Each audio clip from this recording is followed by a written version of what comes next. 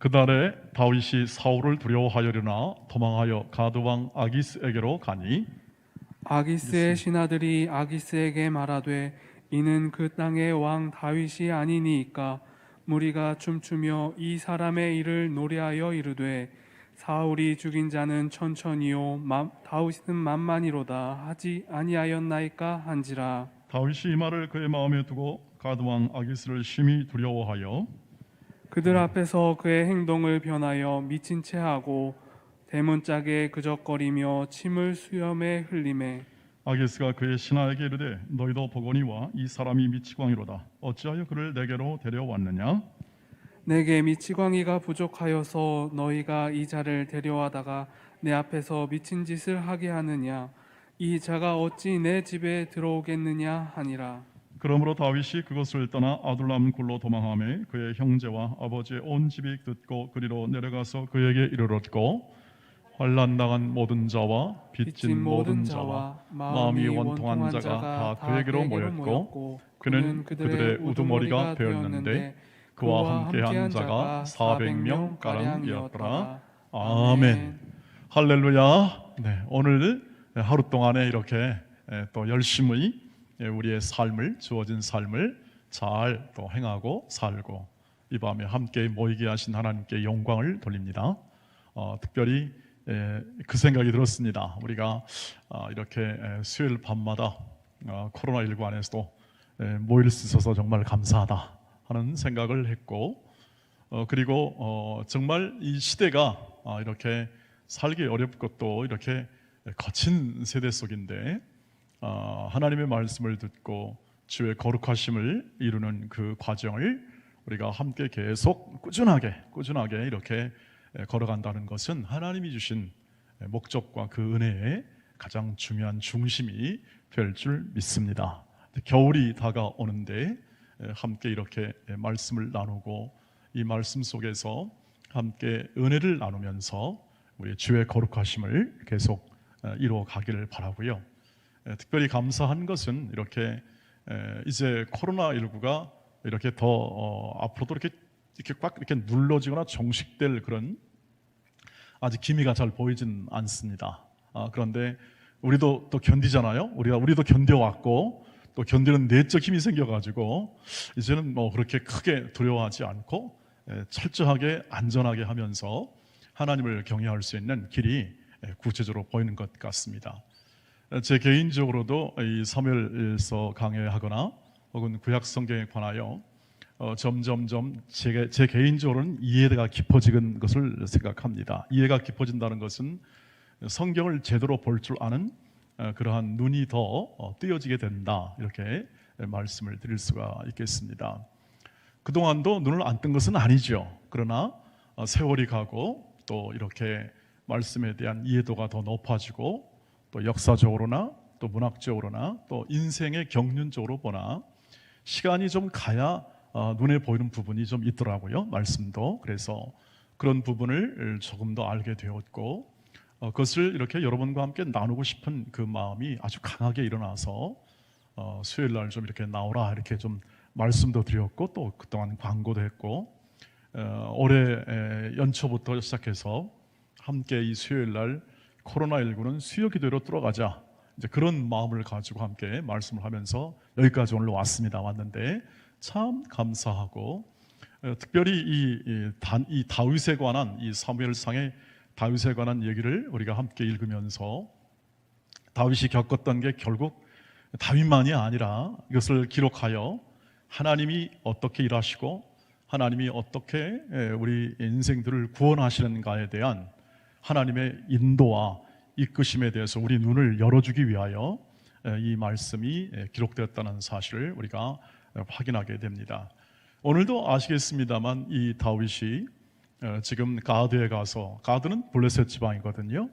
가드로 피난을 갑니다. 사울의 그 살해 협박을 피하여 이제 적국인 블레셋 땅의 가드까지 가는 장면이 나오게 됩니다.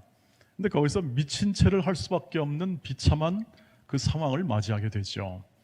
왜냐하면 여러분, 블레셋은 골리앗의 나라입니다. 다윗이 골리앗을 죽였습니다. 그 전에요. 그런데 그 골리앗 장수를 죽인 다윗, 그 원수가 제 발로 블레셋 땅으로 들어온 겁니다. 그러니 다윗이 얼마나 급했으면 블레셋 땅으로 도망을 갔을까 그런 생각이 듭니다. 정신없이 피난을 간 거죠. 그런데 이 소식을 들었습니다. 적국의 장수, 이스라엘의 장수가 왔다는 소식을 듣고 이거 절호의 찬스다 해가지고 죽이려고 그렇게 마음을 먹는데 이 소식이 다윗에게 들렸습니다. 그래가지고 다윗이 미친 채를 합니다. 침을 질질 흘리면서 정신 나간 짓을 하니까 아기스 그 왕이 말이죠. 아기스 왕이 저런 미친 놈을 뭐 할라 우리가 드리냐.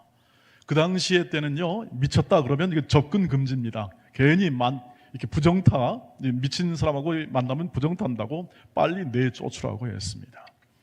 다윗이 역시 다윗은 지혜가 있는 사람이죠. 그래서 그것을 벗어나서 또 도망을 갑니다. 도망을 간 곳이 어디냐? 오늘 아둘람 굴이죠. 아둘람 굴로 도망가는데 이것은 광야에 있었던 여러 엔게디 지역이나 한 예루살렘으로부터 한 남서쪽으로 한 28km 정도의 그쪽으로 도망을 또 가게 되었습니다. 가게 되어서 거기서 많은 사람을 이제 불러들여오게 오게 된 그런 결과를 맞이하게 됩니다. 불러들였다기보다는 오히려 그 소식을 듣고 이제 가족들도 가고 수많은 사람이 그렇게 가게 되는 과정 속에 있습니다. 자, 오늘 이런 기록 속에서 우리가 이해하고 또 하나님이 무엇을 목적하여 이 성경을 기록하고 오늘 우리에게 듣게 하는지에 대해서 잠깐 말씀을 드리도록 하겠습니다. 다윗이 걸어가는 길이 지금 왕으로 기름을 부음을 받았습니다. 왕이 기름을 부음을 받아서 그것을 베들레헴에 있는 다윗의 식구나 또 그 지역에 있는 사람들이 어느 정도 알았을 것이고 사울은 그것을 눈치챘을 것입니다. 그래서 죽이려고 하자 그런 정처 없이 피난 가고 도망가는 그러한 과정 속에 있고 그는 이렇게 미친 척을 할 수밖에 없는 그러한 상황 속에서 있게 되는데 그런 상황 속에서 다윗이 뭘 깨달았겠습니까? 그 미친 채 하다가 쫓겨난 후에 지은 시가 하나 있습니다. 그 시가 시편 34편에 나와 있는데 19절 하나만 읽도록 하겠습니다. 같이 읽어보겠습니다. 시작. 의인은 고난이 많으나 여호와께서 그의 모든 고난에서 건지시는도다. 아멘.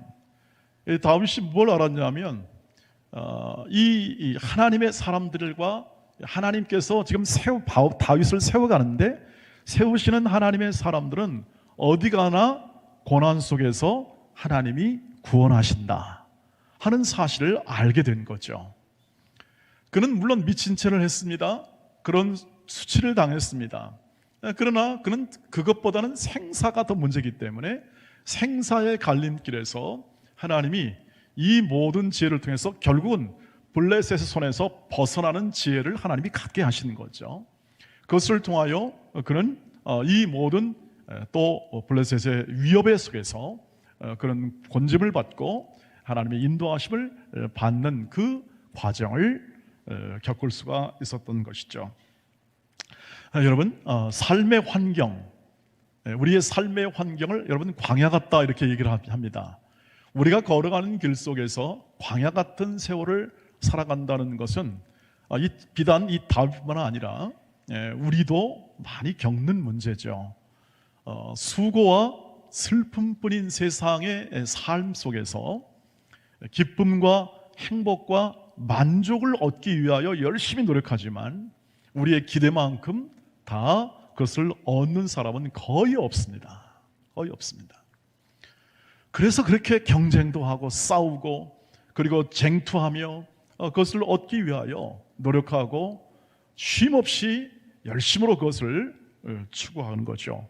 어느 정도 만족이 된다면 누가 그렇게 하겠습니까? 그냥 적당히 하다가 조금씩 서로 도우면서 하죠. 그러나 그것이 늘 부족하고 결핍되어서 죄로 말미암아 타락한 이 세상 속에서 광야를 살아가지 않을 수가 없는 그러한 환경에 있는 거죠. 하나님의 자녀의 삶도 한 부분이 그렇습니다. 하나님의 자녀로서 하나님의 인도함을 받지만 하나님께서 구원하시는 인생을 살아가지만 여전히 광야 속에 살아가기 때문에 우리는 그 결핍을 맛보고 또 우리는 이런 기도를 하게 되는 거죠. 하나님만이 우리의 인도자고 구원자임을 이 광야라는 세월 속에서 깨우치시고 인도하시면서 알게 하시는 것이 우리의 인생에 걸어가는 길, 광야의 길 속에 우리가 꼭 기억해야 할 문제라는 것이죠. 하나님의 인자와 자비로 우리를 인도하시지만 우리를 광야 길을 걷게 하시면서 고난 가운데서 건지시는 하나님, 이런 이 세상 속에서 사람들이 원하지 않고 사람들이 바라지 않는 일들이 벌어지는 이 세상 속에서 하나님은 친히 자신의 백성을 세워내시고 키워내시고 오늘 마침내 영광의 자녀로, 하나님의 자녀로 세우시는 하나님이시다 하는 것을 알고 그리고 설득되어 하나님을 경외하는 백성으로 날마다 세우시는 것이 하나님의 뜻이죠. 이것을 구체적으로 더 잘 보여주는 게 바로 이 아둘람 굴입니다. 아둘람 굴 속에서 사람들이 모였습니다. 하나님만이 유일한 소망이고 하나님만이 유일한 구원자이심을 알게 하는 굴이 바로 이 아둘람 굴입니다. 자, 아둘람 굴에서 약 400명이 모였다고 했습니다. 그런데 누가 모였습니까? 어떤 사람이 왔습니까? 첫 번째는 가족이 왔습니다. 근데 다윗은요, 가족과 원래 좀 사이가 안 좋았습니다. 맨 말째였을 뿐 아니라 형들의 어떤 견제라든지 혹은 형들의 좋은 신임을 받는 동생은 아니었던 것 같습니다. 사이가 별로 안 좋았는데 어찌된 것인지 아마 사울의 보복이라든지 이런 것들이 있어서 결국 이 다윗의 가족이 이 다윗에게 아둘람 굴로 오게 됩니다. 그 다음에 본문 22장 2절을 보십시오. 또 누가 왔는지를 보세요. 같이 읽겠습니다. 시작. 환난당한 모든 자와 빚진 모든 자와 마음이 원통한 자가 다 그에게로 모였고 그는 그들의 우두머리가 되었는데 그와 함께 한 자가 400명가량이었더라. 이렇게 되어 있습니다. 어떤 사람이 왔습니까? 원통한 자, 빚진 자. 여러분, 이거 진짜 이게 사회에서 낙오된 자 아닙니까? 그 사회 속에서 낙오된 자가 온 것 같습니다. 느낌이 그렇습니다. 여기 보시면 환난당한 자, 사울의 치세, 사울의 모든 다스림 안에서 만족스럽지 못한 사람들이죠, 다. 그리고 어떤 경우든지 어려움을 당한 사람들입니다. 환난을 당하고 원통함을 당하는 일, 우리도 겪는 일이 아니겠습니까? 원통하다는 그런 일들을 겪지 않습니까? 이런 자들이 다 어디에 모입니까? 다윗에게 모입니다. 여러분, 뭘 보여줍니까? 어려운 자, 힘든 자가 다 와서 다윗을 도왔다. 아니죠. 다윗밖에 의지할 데가 없었던 것 같습니다. 그러나 이 모든 일을 지금 누가 이루십니까? 하나님이 이루시죠. 지금 성경은 지금 모든 이 기록 속에 뒤에 백그라운드가 누구냐? 하나님이십니다. 하나님이 이 모든 과정을 다 인도하시는데 지금 이런 사람들을 다윗에게 붙여주는 거예요. 다윗에게는 도움이 될까요? 안 될까요? 네. 제가 보기에는 도움이 안 될 것 같습니다. 좀 유능하고 좀 장군들과 엘리트 관료들과 이런 사람들이 좀 대거 와서 말이죠, 사울을 대적하여 좀 이렇게 다윗을 도운다면 뭐 얘기되겠는데 전혀 힘이 없는 사람, 원통한 사람, 여러분 상처받잖아요. 상처받은 사람은 또 계속 그 상처 때문에 힘들어하지 않습니까? 그런데 이들이 아둘람굴에 모이는 겁니다. 그런데 나중에 결과가 어떻습니까? 이 연약한 자들이 어떻게 하죠? 다윗을 도와서 군대를 조직하고 점점 어떻게 합니까? 세력을 키워 결국 사울 왕가가 몰락하자 결국 왕위에 오르는 결정적 인원이 되는 거죠. 아마 이러한 그 하나의 이해를 제일 잘 드신 분이 바로 그 김진홍 목사님이 아니신가 합니다. 그 청계천에 있는 여러 가난한 자들을 다 함께 모아서 저 남양만으로 가서 좋은 교회를 일구어 함께 지금에 있는 두레교회의 전신이 되어 아름다운 교회를 우리 한국교회에 선사했던 그런 일을 우리가 잘 알고 있습니다. 여러분, 이 사람들이 결국 나중에 그렇게 되었는데, 그러나 처음부터 그렇게 된 것이 아니라 이들은 처음 보기에는 정말 약하고 부족했던 사람들이죠. 그런데 하나님이 하시는 일, 하나님이 우리와 우리 교회와 우리 가정과 우리 모든 사회를 위해서 하시는 일이 바로 아주 비슷합니다. 특별히 교회는 더 그렇습니다. 교회는 아주 잘 되었거나 아주 멋지거나 완벽한 그러한 사람들이 오는 것이 아니라 죄인이 오는 거예요. 죄인이. 약하고 하나님 앞에서 볼 때 약하고 혼자 일을 감당하지 못하는 사람이죠. 혼자 자기를 감당할 수가 없는 사람들. 그러니까 또는 원통함. 뭐냐면 원통하다는 것은 뭐냐면 내가 그것을 해결할 수 없기 때문에 원통한 겁니다. 내가 해결하면 절대 원통하지 않습니다. 그런 마음을 가진 사람들이 모이는 거죠. 여기 보시면 이런 말이 있습니다. 바울이 고린도전서 1장 26절부터 29절까지 하나님이 어떻게 일하시는가에 대한, 고린도 교회에서 일하시는가에 대한 것을 증언한 것이 나오는데 한번 보겠습니다. 형제들아, 너희를 부르심을 보라. 육체를 따라 지혜로운 자가 많지 아니하며 능한 자가 많지 아니하며 문벌 좋은 자가 많지 아니하도다. 그러나 하나님께서 세상에 미련한 것들을 택하사 지혜 있는 자들을 부끄럽게 하려 하시고 세상에 약한 것들을 택하사 강한 것들을 부끄럽게 하려 하시려. 하나님께서 세상에 천한 것들과 멸시받는 것들과 없는 것들을 택하사 있는 것들을 패하려 하시나니 이는 아무 육체도 하나님 앞에서 자랑하지 못하게 하려 하심이라. 고린도 교회 성도들이 이렇게 학벌이나 혹은 또는 문벌이나 그리고 또 어떤 경제력이나 이런 모든 부분에서 아주 뛰어나게 많은 사람이 있었던 건 아닌 것 같습니다. 보통 서민이 있었던 것 같습니다. 근데 왜 하나님이 초대교회를 설립할 때 뛰어나거나 좋은 분이 아니라 이렇게 연약하고 보통 사람을 모으시는가? 그것은 세상 사람들, 자기 지혜로, 자기 능력으로 삶을 살아가는 자들을 어떻게 합니까? 무력화시킵니다. 오히려 부끄럽게 합니다. 약한 자를 통하여 부끄럽게 한다는 거죠. 이렇게 하여 어떻게 합니까? 하나님의 이 약한 자를 통하여 하나님의 영광을 드러내는 거죠. 인간은 자랑할 게 없다. 인간의 스스로 내가 이것을 했다라고 자랑할 그러한 명분이 없게 만드사 하나님만이 유일한 인생과 삶과 교회와 사회의 해답임을 알게 하는 것이죠. 이것을 하기 위하여 이렇게 약한 자, 원통한 자, 환난당한 자를 하나님이 다윗에게 붙이는 겁니다. 다윗은 결국 나중에 왕이 되어서 결국 이들 중심으로 결국 다 세력이 확장해서 나라를 다스리게 되는 거죠. 하나님의 일하심입니다. 하나님의 일하시는 방법이 이렇듯 우리가 상상하는 것과 우리가 이 세상의 가치나 이 세상의 것으로 생각하는 것을 뛰어넘어 하나님의 일하심과 하나님의 뛰어난 일하심을 보여주는 거죠. 모든 교회 역사는 그렇습니다. 그래서 우리의 뜻대로 되는 것 같은데 아닙니다. 우리가 가지는 세상적 가치의 뜻대로 되는 것 같은데 교회가 그렇지 않더라는 거죠.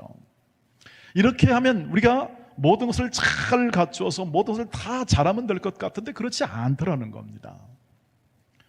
코로나19가 우리에게 가르쳐주는 거 있다면 뭐냐면 우리 모두는 다 한계 안에 있다는 것을 가르쳐줍니다.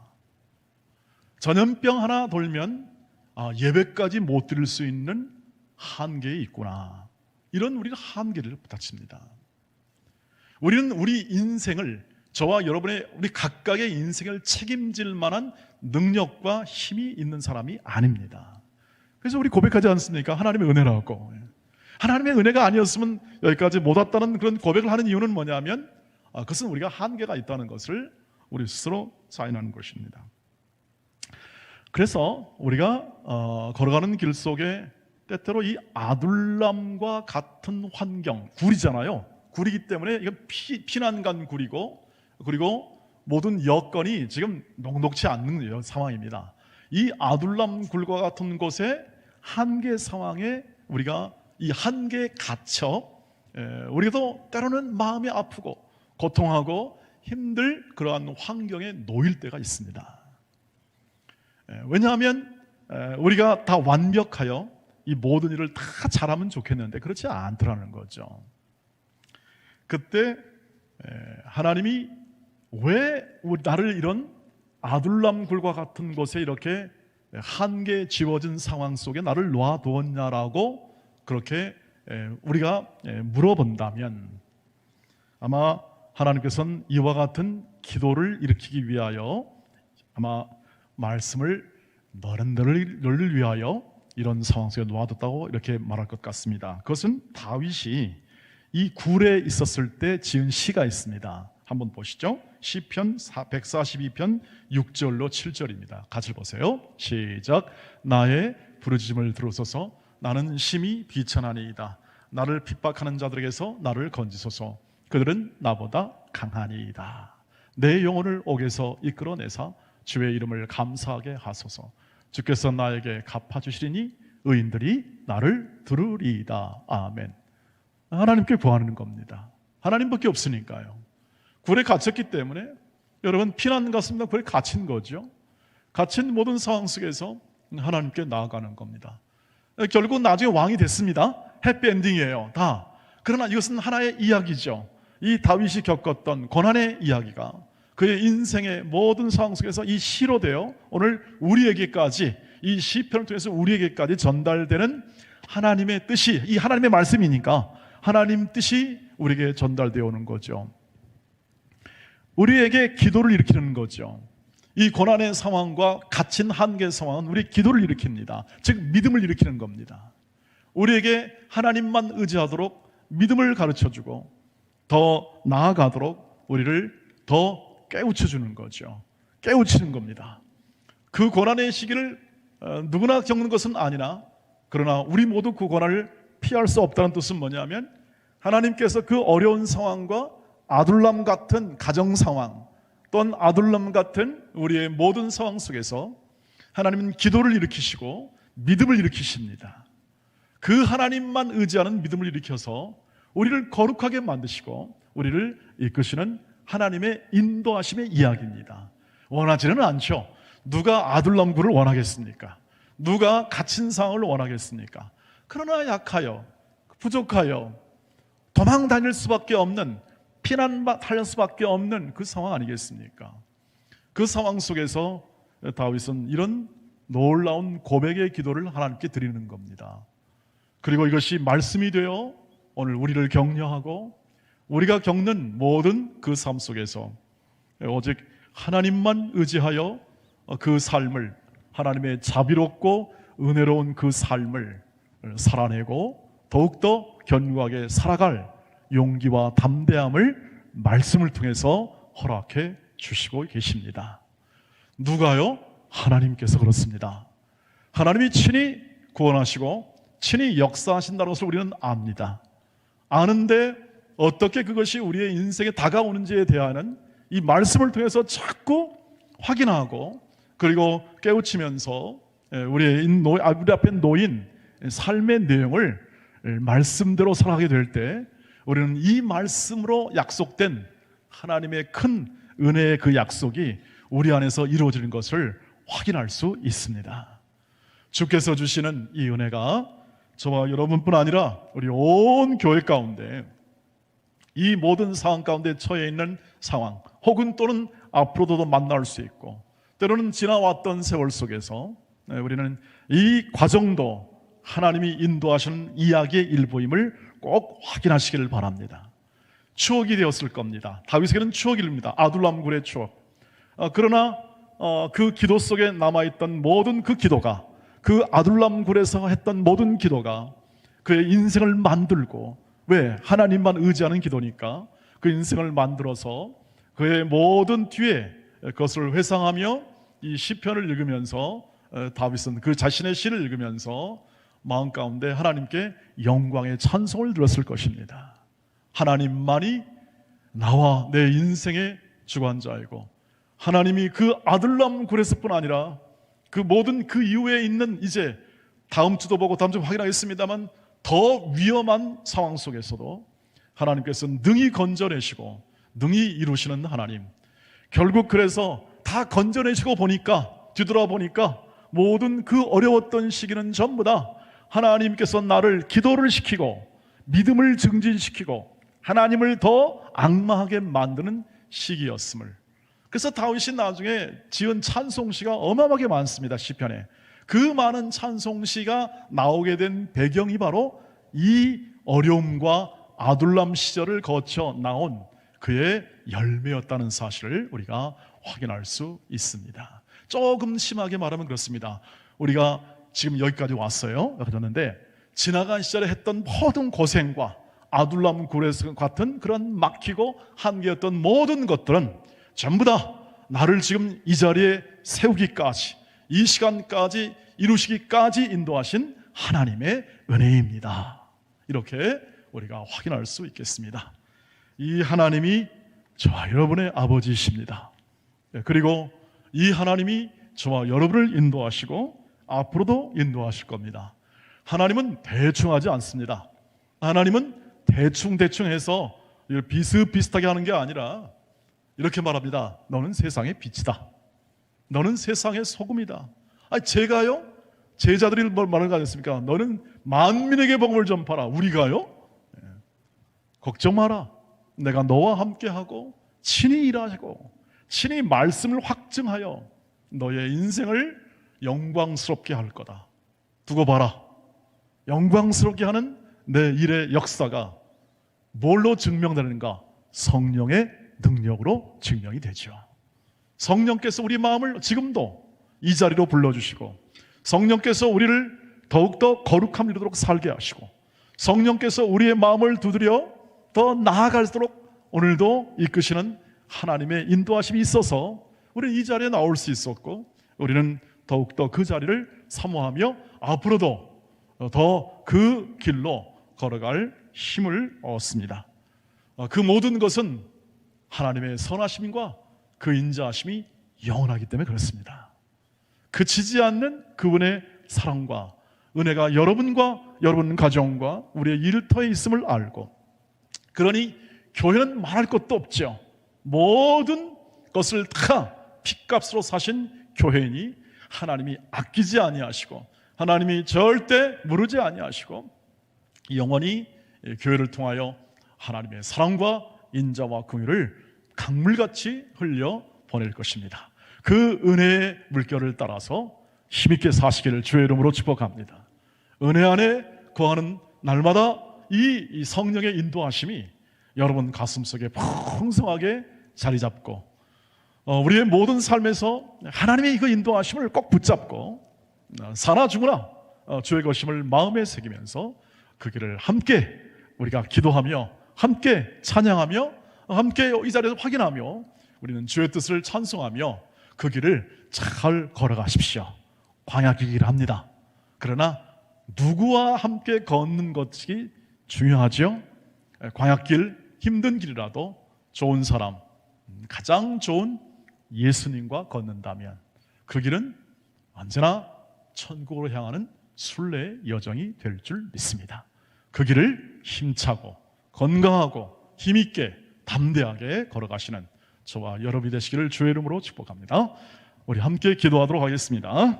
함께 기도할 때 우리 기도 제목이 있습니다. 여러분, 우리 교회